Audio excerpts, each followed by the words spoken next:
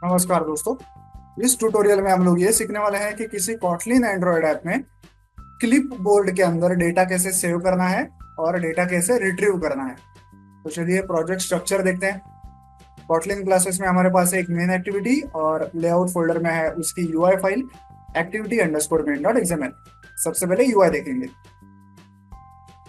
यहाँ पे हमारे पास एक एडिट टेक्स्ट है जिसमें हम लोग डेटा एंटर करेंगे।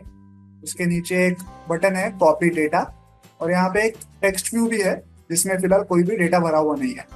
ओके, अब इसका कोड देखते हैं।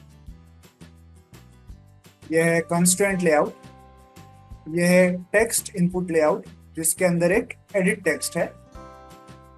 उसके नीचे ये है वो कॉपी डेटा बटन, और उसके नीचे है ये टेक्स्ट व्यू। ओके, अब देखते हैं मेन एक्टिविटी। ये है इंपोर्ट्स, ये है मेन एक्टिविटी, ये है वो बटन, वो एडिट टेक्स्ट और वो टेक्स्ट व्यू। यहाँ पे ये क्लिपबोर्ड मैनेजर है।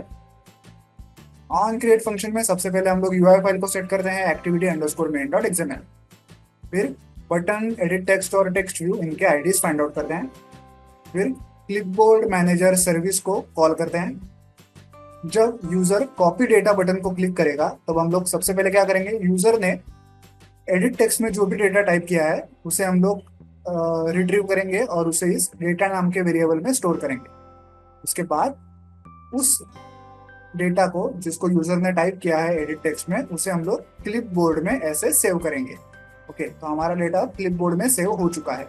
अब हमें उस डेटा को वापस रिट्रीव करना है और उसे टेक्स्ट व्यू में शो करना है। तो वो काम हम लोग करेंगे इस डिस्प्ले क्लिपबोर्ड कंटेंट्स फंक्शन का यूज करके। ये फंक्शन यहाँ पे लिखा हुआ है। यहाँ पे हम लोग क्या करते हैं, क्लिपबोर्ड से वो डेटा एक्सेस करते हैं जो यूजर ने क्लिपबोर्ड में सेव किया है, उसे वहां से रिट्रीव करते हैं और उसे टेक्स्ट व्यू में ऐसे शो करते हैं।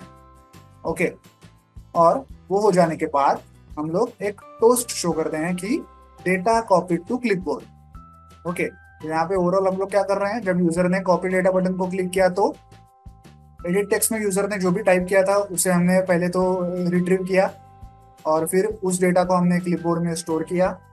फिर उसे क्लिपबोर्ड से वापस रिट्रीव किया और उसे टेक्स्ट व्यू में शो किया यहाँ पे। ओके, फिर यहाँ पे एक टोस्ट भी शो किया कि डेटा कॉपी टू क्लिपबोर्ड। अब अगर यूजर ने एडिट टेक्स्ट में कुछ डेटा टाइप ही ना किया हो और फिर भी इस बटन को क्लिक किया तो क्या करेंगे, तो हम लोग वापस एक टोस्ट शो करेंगे जिसमें लिखेंगे कि फील्ड इज एम्प्टी, मतलब यूजर ने एडिट टेक्स्ट में कुछ भी टाइप नहीं किया है। ओके, सिंपल सा कोड है। आई होप आप ये समझ गए होंगे। तो चलिए अब इस ऐप को मोबाइल डिवाइस पर रन करके चेक करते हैं। तो आप देख सकते हैं ऐप जो है मोबाइल डिवाइस पर रन हो चुका है। हमारे सामने एक एडिट टेक्स्ट है और एक बटन है। अब मैं एडिट टेक्स्ट में कुछ डेटा टाइप करूंगा, आईटी वाला ऐसा डेटा मैं टाइप कर रहा हूँ। और अब मैं कॉपी डेटा बटन को क्लिक कर रहा हूँ तो क्या हो जाएगा, ये डेटा जो है आईटी वाला ये क्लिपबोर्ड में स्टोर हो जाएगा, वहां से फिर से रिट्रीव किया जाएगा और टेक्स्ट व्यू में शो किया जाएगा। देखिए बटन को क्लिक कर रहा हूँ, ठीक है, वही डेटा हमें टेक्स्ट व्यू में दिखाई दे रहा है और हमें टोस्ट भी दिखाई दे रहा है कि कॉपी टू क्लिपबोर्ड। तो इसके आगे मैं अगर कुछ और डाल दूँ, ABCD डाल दूँ और फिर से कॉपी डेटा बटन को क्लिक करूँ, तो अब जो डेटा हमने टाइप किया है वो क्लिपबोर्ड में स्टोर हो चुका है और वही हमें टेक्स्ट व्यू में वापस दिखाई दे रहा है। ओके, तो इस प्रकार से आप किसी कॉटलिन एंड्रॉइड ऐप में क्लिपबोर्ड के अंदर डेटा स्टोर कर सकते हैं। कीबोर्ड के ऊपर भी आपको वो कॉपी किया हुआ डेटा दिखाई दे रहा होगा। देखिए कीबोर्ड की जो टॉप रो है जिसमें RTYU ऐसा लिखा हुआ है, उसके जस्ट ऊपर अभी हमने जो डेटा टाइप किया है और कॉपी किया है क्लिपबोर्ड में, वही आपको कीबोर्ड के ऊपर वाली रो में दिखाई दे रहा है।